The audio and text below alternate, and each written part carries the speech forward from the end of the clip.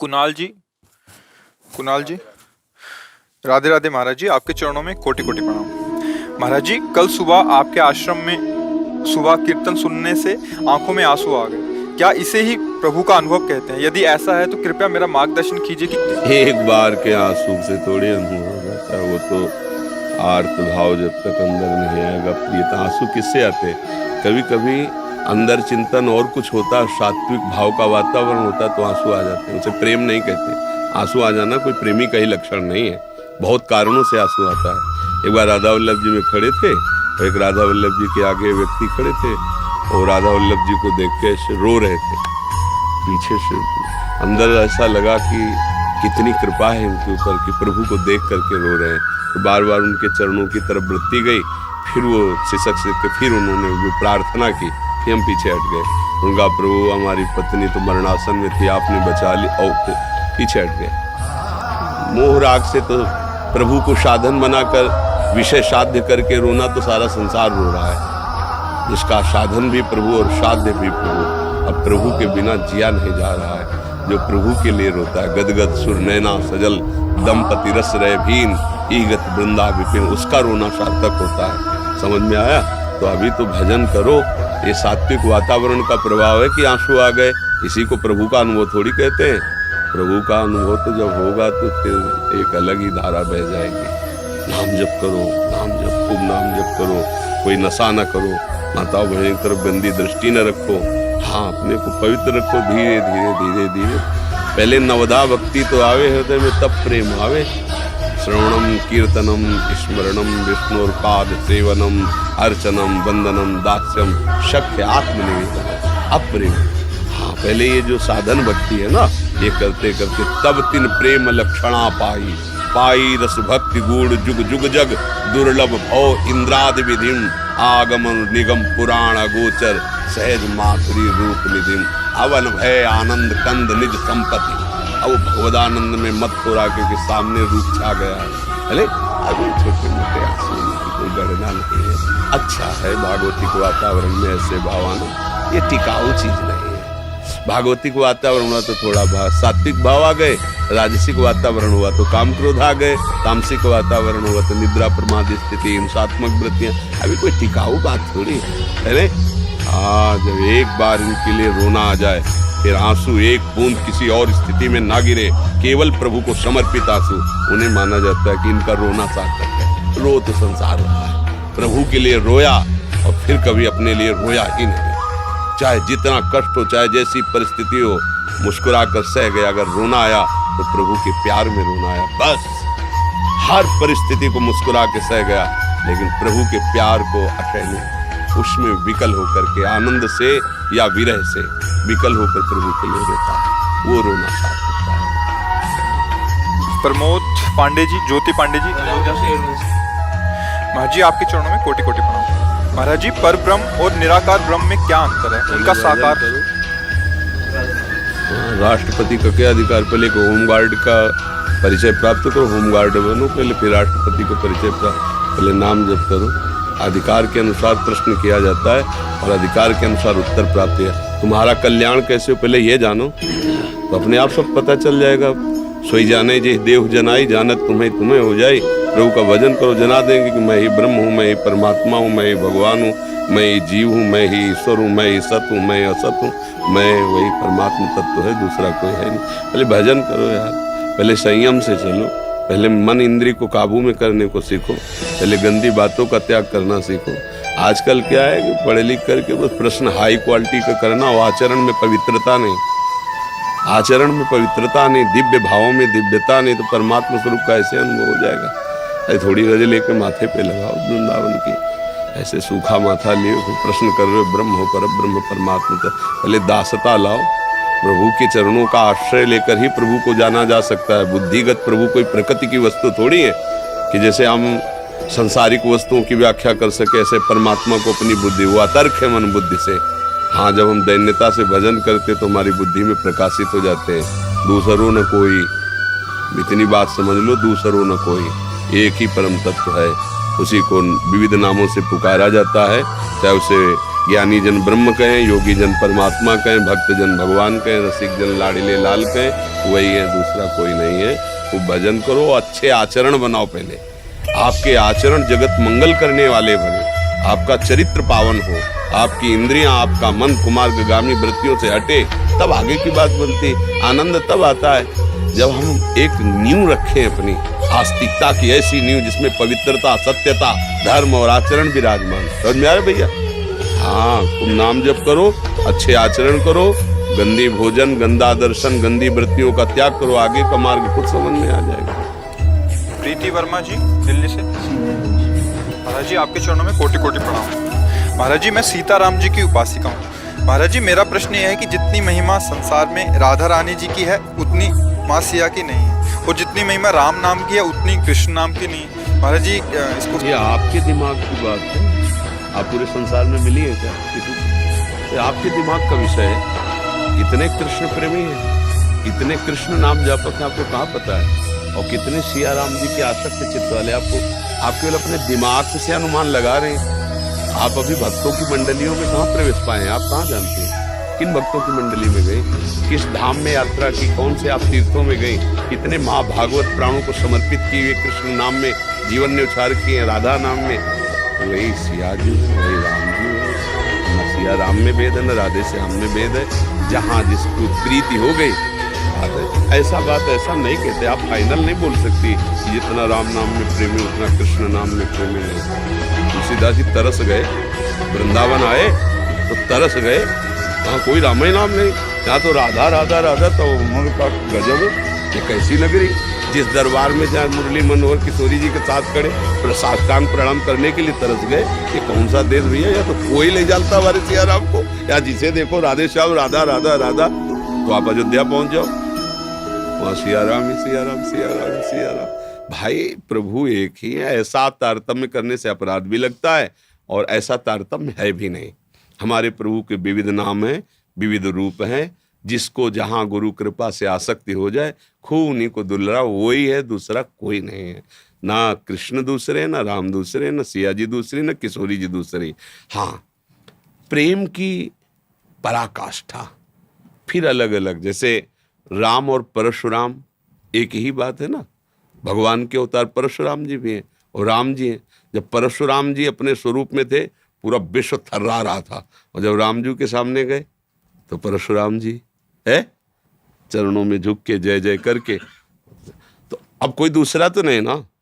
ऐसे ही प्रेम, भजन, बल संपूर्ण से भगवान संपूर्ण है। अब जहाँ जरूरत 10 किलो उठाने की है तो 100 किलो का प्रदर्शन थोड़ी करते हैं। 10 किलो उठा लिया, और जहाँ 100 किलो का वहाँ 100 किलो, जहाँ 10,000 का वहाँ 10,000 का। अब कहो उन्होंने तो 10,000 उठाया था और उन्होंने 10 किलो उठाया था, तो मतलब ये नहीं वहाँ जरूरत 10 किलो की थी इसलिए 10 किलो उठाया है। तो संपूर्ण शेष जी के फण में सरसों के दाने की तरह अनंत ब्रह्मांड है। अच्छा, वो भगवान गिरिराज जी उठा लें, कोई बड़ी बात हो गई? तो अपने लोग क्या है, गोस्वामी तुलसीदास जी से किसी भक्त ने विनोद में कहा कि आपके ठाकुर तो कितने 12 कला युक्त है। 12, हाँ 12, हमारे ठाकुर कृष्णचंद्र 16 कला से। तो आंसू आ गए। बोले आज हमें पता चला कि हमारे प्रभु 12 कलाओं से भी युक्त हैं। हम तो केवल राम से प्रेम करते हैं, कलाओं से नहीं। चुप हो गए सब। हम तो केवल राम से प्रेम करते हैं, हमारे राम प्राण धन है जीवन। ये प्रेम का विषय बड़ा छोटा और अधिक। लोग अधिक तो माया को जपते, तो माया बड़ी हो गई क्या? ना उतना राम को जपते ना कृष्ण को जपते जितना माया को जपते हैं। अगर लोगों से तारतम्य मिलाया जाए तो जितना प्यार पत्नी से करते उतना भगवान से नहीं करते, जितना भोगों से करते उतना भगवान से नहीं करते, तो भोग ज्यादा हो गए ना। इस तारतम्य से निर्णय भक्ति का नहीं होता कि किसके ढोल ज्यादा बज रहे। हाँ, तो भाई ये बाहरी दर्शन से हम भक्ति का निर्णय नहीं कर सकते।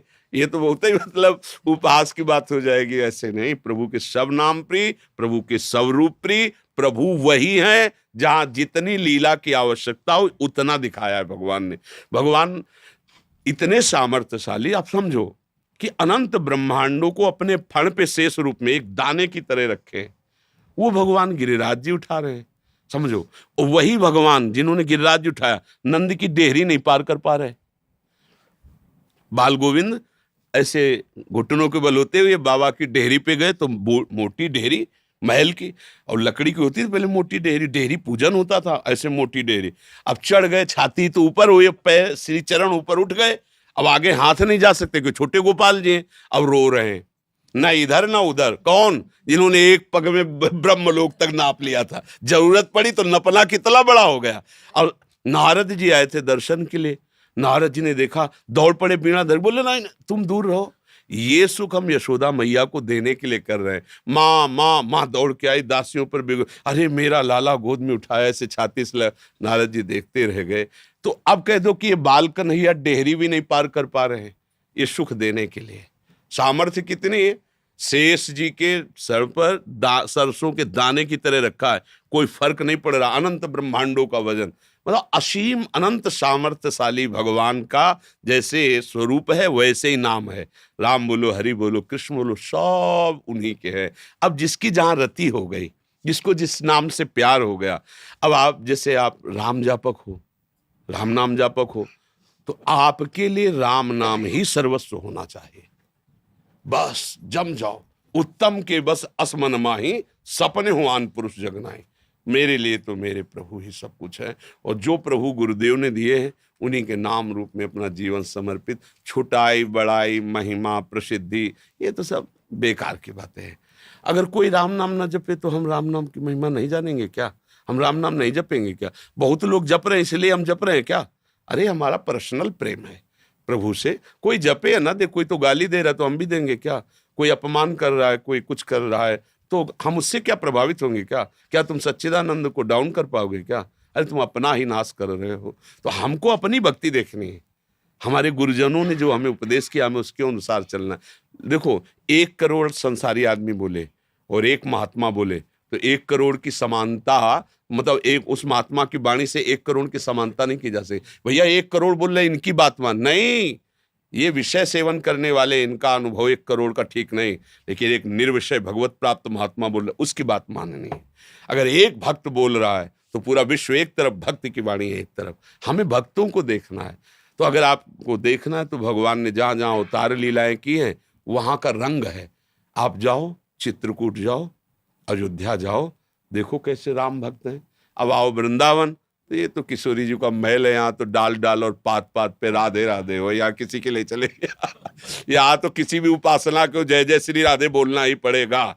ये धाम है, महारानी जी का महल है, यहाँ तो बोलना ही पड़ेगा। कोई भी किसी भी उपासना को बाद में बोलना पड़ेगा जय जय श्री राधे। महारानी के महल में रह रहे हो, उनकी जूठन खा रहे हो, तुम्हें जय जय बोलना पड़ेगा। तो ये भाव थोड़ा सा इसका सुधार किया जाए। हाँ, उसको अवधेश शर्मा जी,